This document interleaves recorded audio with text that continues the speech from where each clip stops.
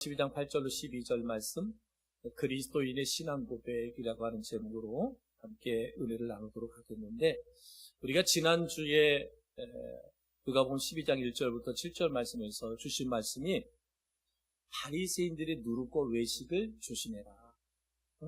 바리새인들의 누룩 그리고 외식을 조심해라 라고 말씀하시고, 그리고 그들을 두려워하지 마라. 그들을 두려워하지 말고 너희의 머리털까지도 다 세신 바 되신 하나님, 그 하나님, 나의 모든 것을 알고 계신 그 하나님, 그 하나님을 두려워하라, 이 말씀을 주셨어요. 사랑하는 성도 여러분, 나는 예수 그리스도를 나의 구원자로, 나의 구주로, 나의 주인으로 고백하고 믿고 고백하고 시인한 그런 그리스도인들입니다. 근데 이 그리스도의 신앙, 주님을 시인함으로 오는 축복과 그리고 예수가 그리스도다라고 고백하지 못하는 자들의 저주에 대해서 오늘 성경은 말씀하고 있어요. 예수님을 나의 구세주다라고 시인할 수 있는 사람, 그리고 시인하지 못하는 사람, 이들에게 임하는 하나님의 축복과 저주가 이렇게 나타나게 된 것을 볼 수가 있습니다. 왜 많은 사람들이 그리스도에 대해서 그분이 나의 그리스도, 나의 구원자다, 나의 생명의 주다라고 이렇게 고백하지 못하고 침묵하며 살아갈까? 왜 침묵할까? 그 첫 번째는 뭐냐면 그들이 죄를 고백하기, 죄의 고백이 없기 때문이다. 죄의 고백이 없기 때문이다. 그러니까 나의 죄에도 내가 죄인됨을 고백하지 못하기 때문에 예수님이 나의 주인이시다, 나의 구원자다라고 고백할 수 없다. 예수님을 나의 구원자로 시인하지 않고서는 우리가 중생할 수 없잖아요. 거듭날 수 없잖아요. 구원받을 수가 없습니다. 우리는 정말 당연한, 너무나도 당연한 죄에 대한 고백, 이것은 모든 사람들의 의무죠. 의무입니다. 죄를 고백하지 않고서는 우리가 구원받을 수 없기 때문에 죄를 고백하는 것은 모든 사람들의 의무가 된다. 그러니까 죄사함을 받지 못한 사람들, 이 사람들은 바로 예수를 고백할 수 없다, 신앙의 고백을 할 수 없다라고 이렇게 말씀하고 있습니다. 죄의 용서가 없기 때문에 그들은 예수를 그리스도로 시인할 수 없고요. 또한 용기가 없기 때문에 그들은 주로 시인하지 못한다, 신앙을 고백하지 못한다라고 말씀하고 있습니다.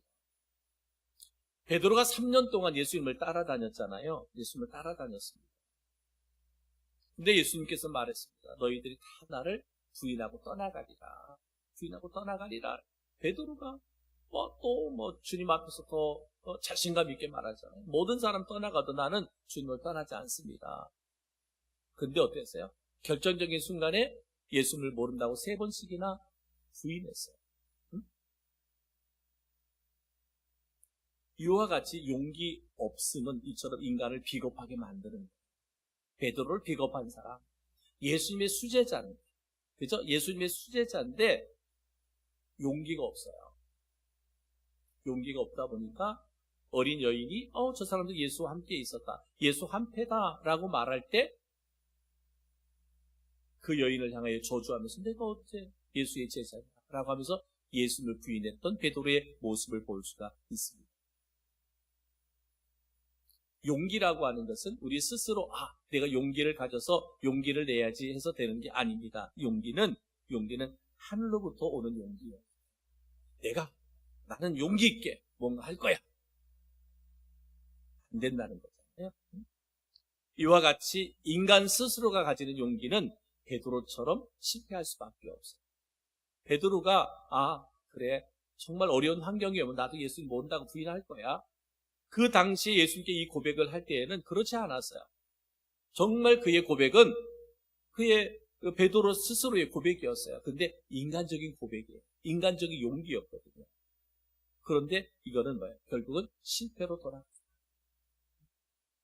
하나님의 영이 우리 안에서 정말 용기를 줄 때만이 우리는 그리스도인으로서의 신, 그리스도를 고백하는 그런 삶을 살 수 있다. 사랑하는 성도 여러분, 저는 여러분 한 사람 한 사람 신앙생활 할 때 정말 용기가 필요하잖아요. 정말 용기가 필요하거든요. 근데 그 용기가 인간적인 용기가 아니라 하나님이 주시는 힘이고 하나님이 주시는 능력이 용기가 되어서 결단하고 행할 수 있는 우리 성도들 되기를 주님의 이름으로 축복합니다. 여러분이 용기 내지 못하고 미적미적하면 그때 누가 사탄이 딱 치고 들어오잖아요. 네 형편, 네 사정이 이런데, 네 꼴이 이런데 네가 무슨 헌신을 한다 그래? 네가 무슨 뭐 이렇게 열심히 교회에서 봉사한다 그래? 네 일이나 똑바로 해? 네 가정 하나 제대로 건설하지 못하면서 네가 무슨 교회에서 무슨 뭐 직분을 받아서 일한다 그래? 같지도 않은 소리 하지 마라. 누가? 사탄이 속삭이잖아. 우리의 용기를 빼앗아가잖아. 그러나 하나님이 우리에게 용기를 줄 때는 그렇잖아요. 그래, 내가 세상으로부터 부족한 것이 많아. 허물도 많고 실수도 많고 그래, 나 스스로도 내 가정도 제대로 건사하지 못하는 부분도 없지 않아 있어. 그럼에도 불구하고 이것이 주님께서 나에게 주신 사명이라면, 이것이 나에게 주신 하나님께서 직분이라면 나는 기꺼이 이것을 감당하겠다. 이 용기, 이런 용기가 우리에게 필요하다. 어쩌면 앞으로 우리가 그리스도로 살아가다 보면 이러한 하나님이 주신 용기가 절대적으로 필요할 수 있어요. 인위적으로 내가 결단해서 신앙생활하는 그 신앙. 어쩌면 우리가 그랬잖아요. 코로나 시대 때 알곡과 쭉정의 신앙들이 많이 이렇게 가려졌잖아요. 그죠? 코로나 때에 알곡과 쭉정의 신앙들이 많이 가려졌고요. 알곡교회와 쭉정의 교회가 많이 가려졌어요. 안타깝게도 쭉정의 교회들은요, 코로나 시대에 그냥 거의 교회가 문을 닫다시피 했어요. 그래서 다시 일어서지 못해요. 그런데 앞으로도 어쩌면 그럴 수도 있거든요. 우리가 이 시대에 그리스도인으로 살아가려고 할 때 우리에게는 정말 그리스도인의 용기가 필요할 때가 있거든요. 그러려니까 우리는 뭐예요? 깨어있어요. 늘 말씀과 기도와 성령으로 충만해 있어야만 우리가 하나님 주신 용기를 가지고 그리스도, 예수가 그리스도다, 예수가 나의 주다라고 고백할 수 있는 신앙의 고백이 있을 수 있다, 이 말입니다. 하나님의 심판은 소돔과 고모라의 백성들만 받는 것이 아니었습니다. 교회 문을 밟았다고 해서 모든 사람이 구원을 받으리라는 것은 오해입니다. 지금 우리가 누가복음을 계속 말씀을 듣잖아요. 누가복음을 듣는 말씀 가운데서 우리에게 주시는 말씀들이 뭐예요? 우리가 아무리 교회를 열심히 교회 문을 밟는다 할지라도 예수를 나의 그리스도로, 예수를 나의 주인으로 시인하지 않으면, 고백하지 않으면 구원이 임할 수 없어요. 교회 아무리 오래 다녔다고 그래서, 아무리 교회에서 귀한 직분을 가지고 일했다고 그래서 그들에게 구원이 임하는 것이 아니다 말이에요.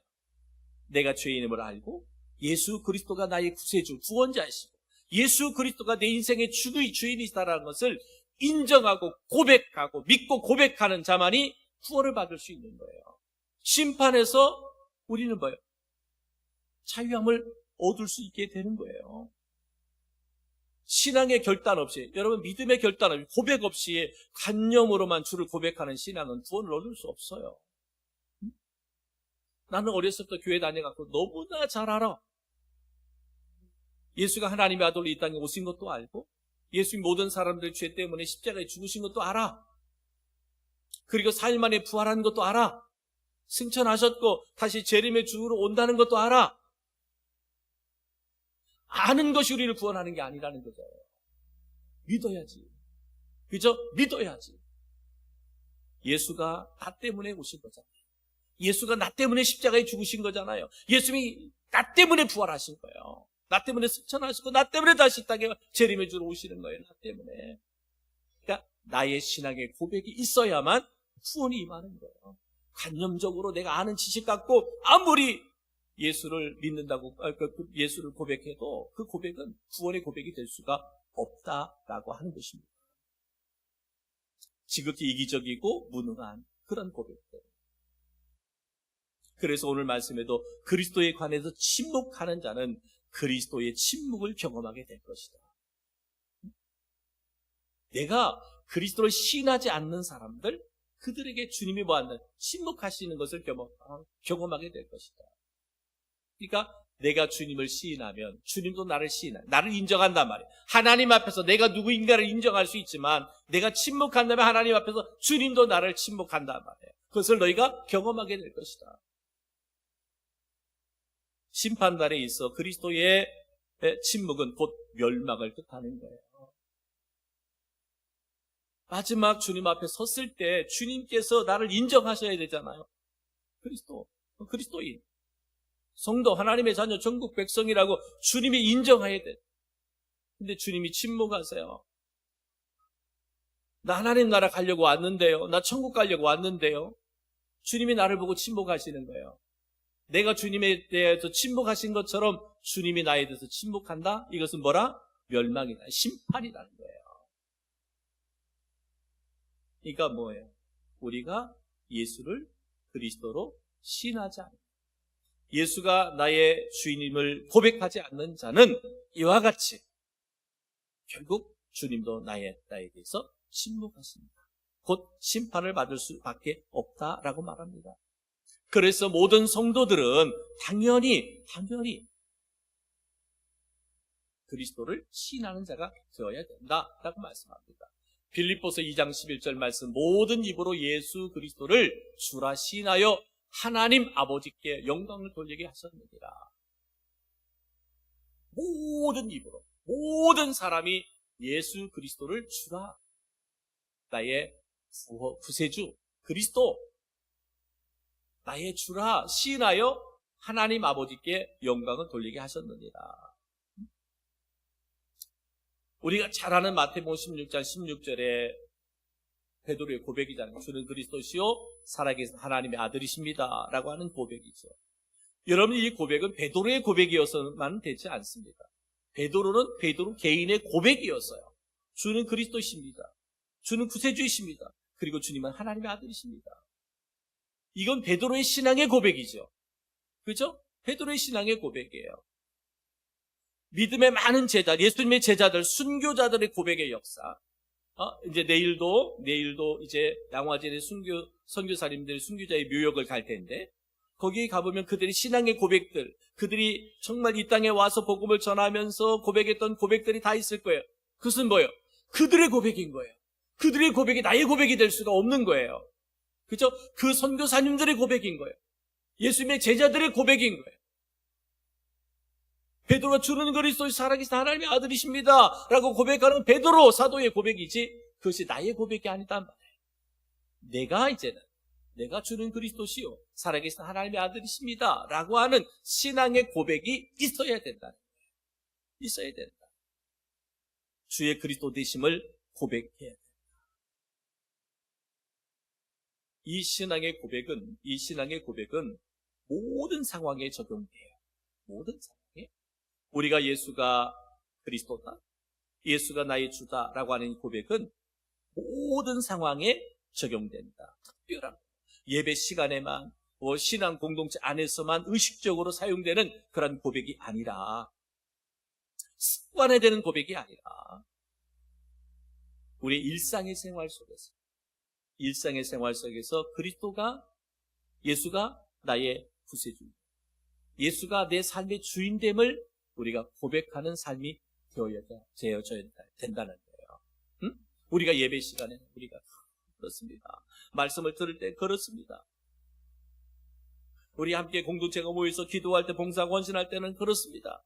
예수님이 나의 그리스도이십니다. 예수님 나의 삶의 주인이십니다. 내 모든 인생의 주권은 하나님의 손에 있습니다. 그렇게 고백할 수 있어요. 근데 그 고백이 끝나면 안 된다는 거예요. 우리의 삶에서 이 고백이 그대로 이루어져야 됩니다. 응? 내가 어떤 상황 가운데 있을지라도, 내가 누구를 만날지라도, 어떤 형편 가운데 있을지라도 그리스도, 예수는 나의 그리스도, 예수는 나의 구원자, 예수는 내 삶의 주인, 이것이 고백되어져야 된다라고 하는 거죠. 매일 똑같이 우리에게 주어지는 말씀이잖아요. 그죠? 이 설교 시간을 통해서 여러분에게 끝없이 주어지는 말씀이잖아요. 나는 이 시간 이곳에 예배할 때도 그리스도인, 내가 가정에 가서도 내가 그리스도인, 내가 직장이나 사회생활을 할 때도 내가 거기에서도 나는 누구예요? 그리스도인. 다시 말하면 예수가 나의 그리스도, 예수가 나의 삶의 주인이심을 고백할 수 있어야 된다라고 하는 거예요. 그래서 공공연히 시인되어져야 된다. 예수가 공공연히 시인되어져야 된다라고 말씀하고 있습니다.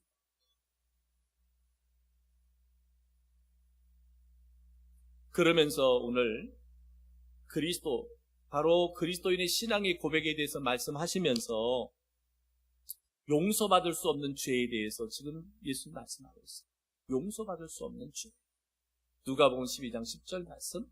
누구든지 말로 인자를 거역하면 사하심을 받으려니와 성령을 모독하는 자는 사하심을 받지 못하리라. 이렇게 말씀했어요.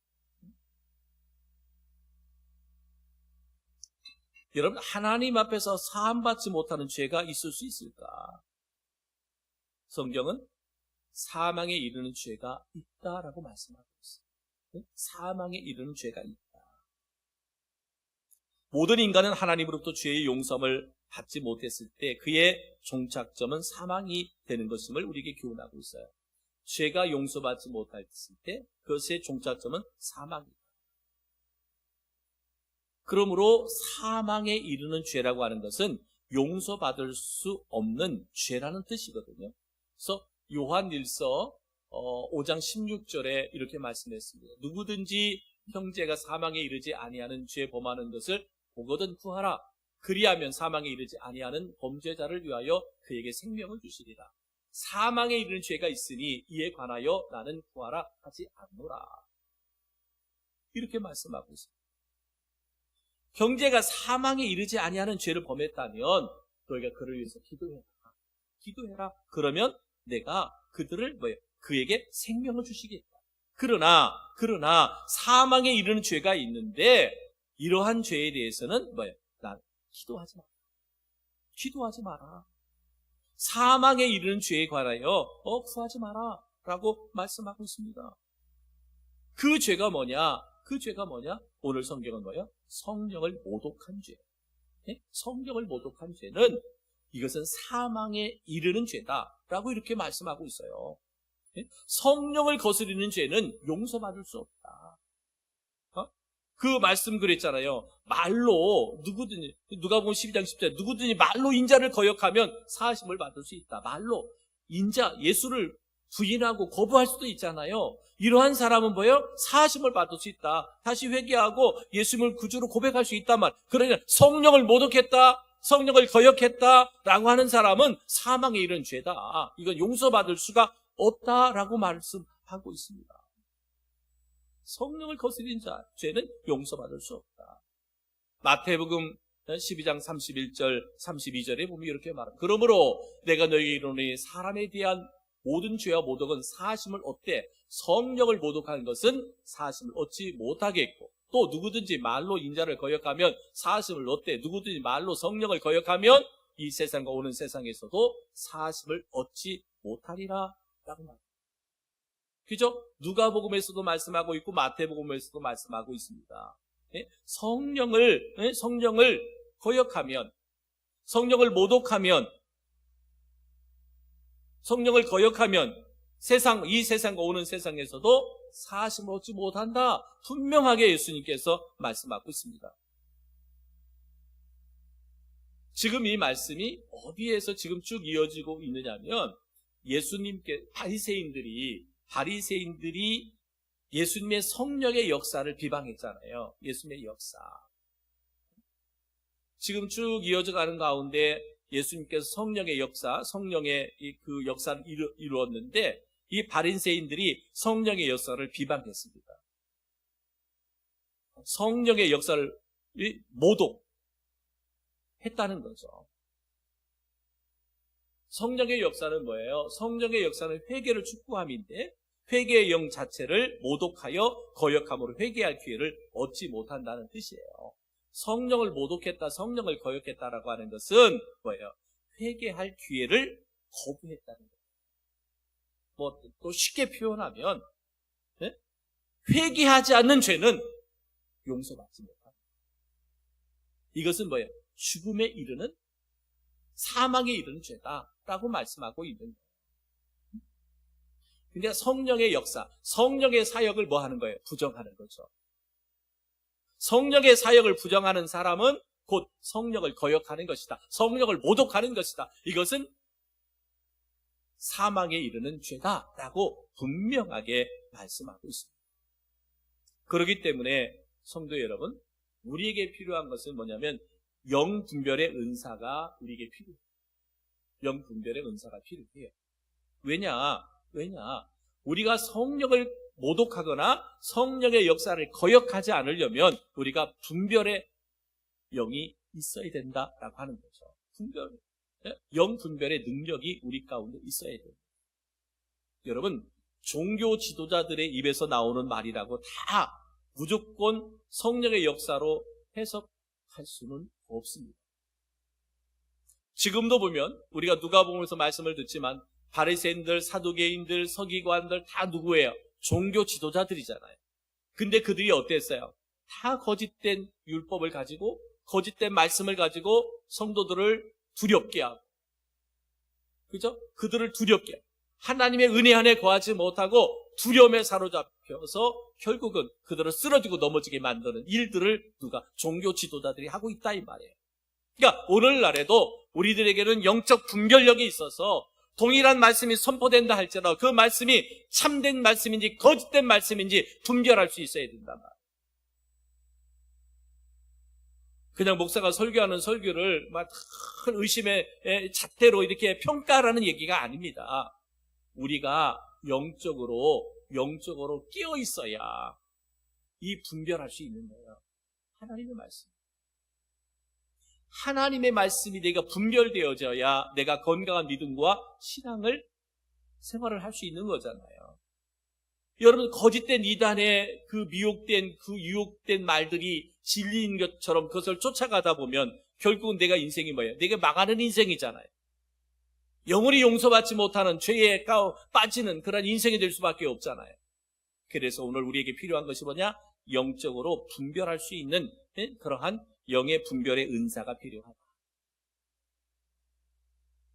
그래서 여러분, 더 많이 우리는 깨어 있어야 돼요. 말씀으로 깨어 있어야 돼요. 기도로 깨어 있어야 돼요. 늘 성령으로 충만해 있어야 돼요. 그래야만 우리가 하나님의 진리의 말씀을 바르게 분별하는 거예요. 내가 성경을 묵상하든 설교를 듣든 성경 공부를 하든 어떤 경우에도 하나님의 진리의 말씀을 바르게 분별할 수 있다 이 말이지요.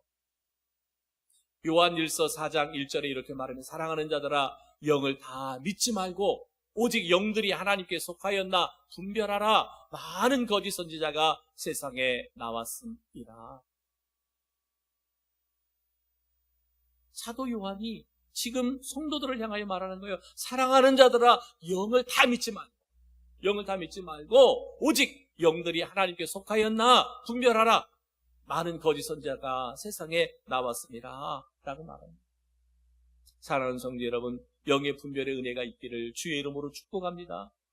그래서 우리가 영적으로 바른 분별력을 가져야 우리가 건강한 신앙생활을 할 수 있는 거예요. 바른 신앙생활을 할 수 있는 거예요. 다시 반복에 말하자면 나 열심히 믿음 생활했는데요. 나 열심히 예배 생활했는데요. 열심히 봉사하고 수고에 헌신의 삶을 살았는데요. 그런데 내가 거짓된 것에 미혹에 빠져가지고 신앙생활 했다면 그건 어떻게 되는 거예요? 주님 잘못 아니잖아요. 내 잘못이잖아요. 그러니까 우리에게는 뭐가 필요하다? 영적 분별력이 필요하다. 영적 분별력이 필요하다.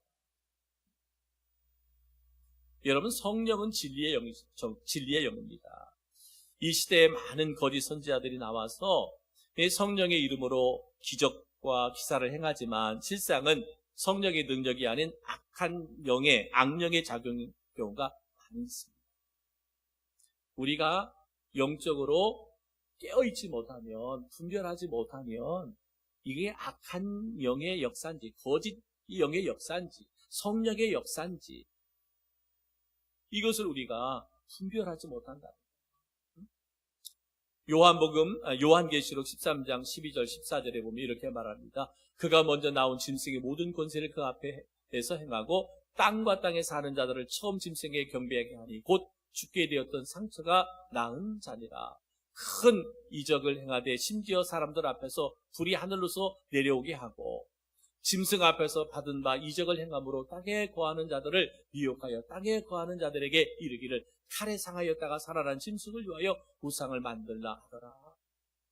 누가? 거짓 그리스도, 거짓 그리스도, 거짓 교사들, 거짓 선지자들, 그들이 나와서 뭐예요? 성도들을 미혹하는 거예요. 유혹하는 거예요. 그러니까 우리가 영어로 이게 분별하지 못하면, 영어로 분별하지 못하면 거짓 영이 역사하는 그 역사가 성령의 역사인 줄 알고 우리가 쫓아가고 따라갈 수밖에 없다. 아무리 이적과 기사를 행하고 능력을 나타낸다 할지라도 사탄의 작용이라고 성경은 말씀하고 있어요. 이 거짓된 것에 미혹된 자들을 얼마든지 악한 영도 우리가 분별하지 못하면 성령이 하시는 것 같이 행할 수 있다 이 말이에요. 그러면 성령과 악령을 어떻게 그렇게 구별할 수 있겠는가? 여러분, 성령은 진리의 영이라 그랬습니다. 그러니까 진리를 모르면 성령의 역사가 아니에요. 그러니까 성령은 진리는 그 말씀이잖아요. 그러니까 성령의 역사는 항상 하나님의 말씀에 근거해서 역사합니다. 일하십니다. 성령. 이게 악한 영에 의해서 되어지는 것인가? 아니면 이것이 하나님의 말씀에 근거한 역사인가를 보면 이것이 악령이고 성령의 역사인지를 분별하게 된다는 거예요. 진리의 말씀. 진리. 그러니까 진리를 모르고 이적과 기사만 행하면 이는 악령의 작용입니다. 그래서 우리 그리스도인들은, 성도들은 항상 우리의 신앙이 균형 잡힌 신앙생활을 해야 되는 거예요. 균형 잡힌 신앙생활. 내가 기도 생활과 말씀 묵상 생활과 성도의 교제와 그리고 또 전도와 선교, 예배와 봉사, 이 모든 것들이 균형이 잡혀지는 신앙생활을 해야 되는 거예요.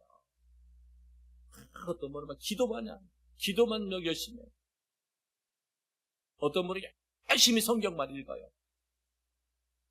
어떤 분은 기도도 열심히 하고 성경도 열심히 있는데 교회 모임, 교제를 안 해.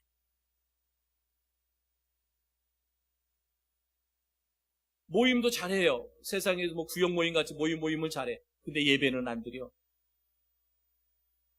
이게 뭐예요? 의외로 그런 사람들이 많거든요. 우리 기관들 해가지고 기관들에 모여서 교제하는 건 너무너무 잘해요. 예배 생활은 소홀히 안 한다는 것보다 예배 생활은 소홀히 해. 그럼 뭐예요? 신앙의 균형이 잡히지 않은 거예요. 신앙의 균형이 잡히지 않아요. 그러니까 뭐예요? 신앙의 균형이 잡히지 않으니까 신앙이 성장하지 않아요. 1년이 지나고 2년이 지나고 10년, 20년 평생을 교회 다녀도 믿음이 항상 제자리예요. 사랑하는 성도 여러분, 항상 우리는 정말 성령은 진리의 영이기 때문에 성령의 역사는 항상 하나님의 말씀과 함께 가게 돼 있어요. 진리와 함께 가게 돼 있어요. 그러니까 거짓된 것은 결국은 뭐예요? 거짓된 것은 결국 우리를 넘어지게 하는 거죠. 우리를 망하게 하는 거잖아요. 시험에 들게 하는 거잖아요. 그래서 아무것도 못하는 절망과 낙심으로 빠져들이게 만드는 것이 악한 영이 하는 일이에요. 그런데 진리의 영, 하나님의 영이 우리 가운데 임하면 그는 살리는 영이잖아요. 성령은 살리는 영이란 말이에요. 지치고 상한 영혼들을 다시 일으켜 세우죠. 넘어진 영혼을 다시 일으켜 세우는 거예요. 소망 없는 자에게 소망을 줘서 다시 소망을 갖고 살아가게 하는 거예요. 할 수 없는 사람을 할 수 있게 만드는 거예요. 질병과 병마 때문에 고난당하고 고통당하는 자들에게 하나님의 영이 함께할 때 그들이 치료해요. 치료해 어떻게 돼요?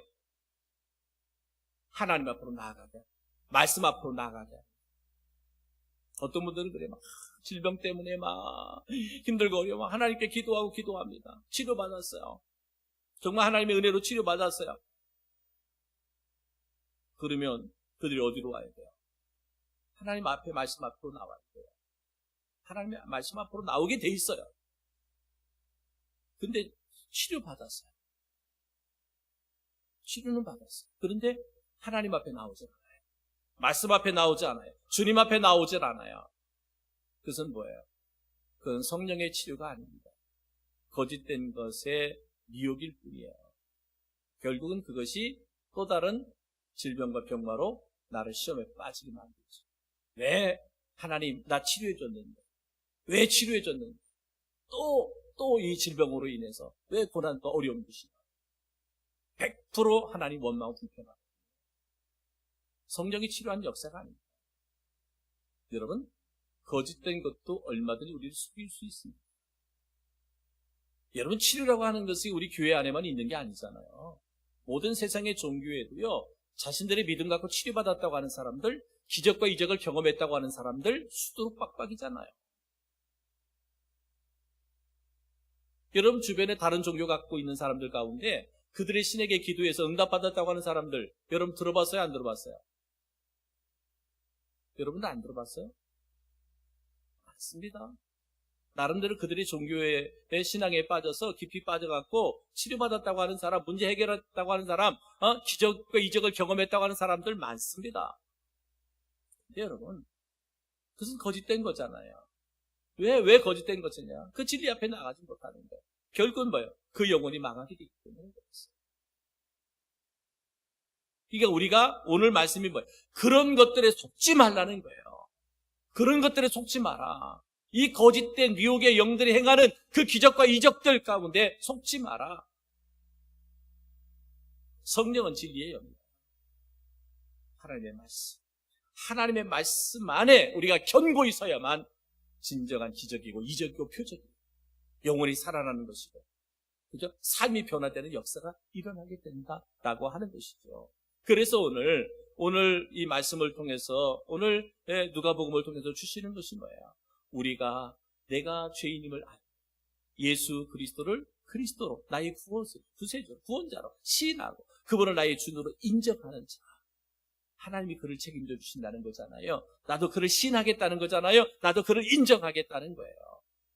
그런데 뭐예요? 부인하는 자, 시인하지 않는다, 고백하지 않는다, 나도 너를 시인하지 않겠다라고 말씀하는 거예요. 그러면서 성령을 속이지 마라, 성령을 모독하지 마라 라고 하는 말씀을 주시잖아요. 왜? 성령은 우리에게 회개를 하게 하는데 회개하지 못하게 하는 그 영, 이 거짓된 것, 성령을 회방하는 것들, 성령을 모독하는 것들, 이런 것들에 빠지면 안 된다는 것을 분명하게 말씀합니다. 그러기 위해서 뭐하라? 너에게 영적인 분별력을 가져라. 그리고 오직 성령은 진리의 영이다. 성령의 역사는 반드시 하나님의 말씀 앞으로 나가게 합니다. 하나님의 능력 앞에 나가게 합니다. 그 말씀 앞에, 하나님 앞에 엎드리게 합니다. 이것이 오늘 누가복음을 통해서 우리에게 주시는 보절의 말씀입니다. 사랑하는 성도 여러분, 저 여러분 한 사람 한 사람, 우리가 이 시대를 살아가면서 우리가 세상에 수없이 많은 종교인이 아니라, 교회만 다니는 교인이 아니라 예수 그리스도를 나의 구주로 고백하고 시인한 성도로서의 삶을 살아내는데 부족함이 없는 저희 모두가 되기를 주님의 이름으로 축복합니다. 견고합니다. 흔들리지 않는 길, 하나님이 기뻐할 수 있는 그런 영광된 삶을 살아낼 수 있는 우리 모두가 되기를 주님의 이름으로 축복합니다.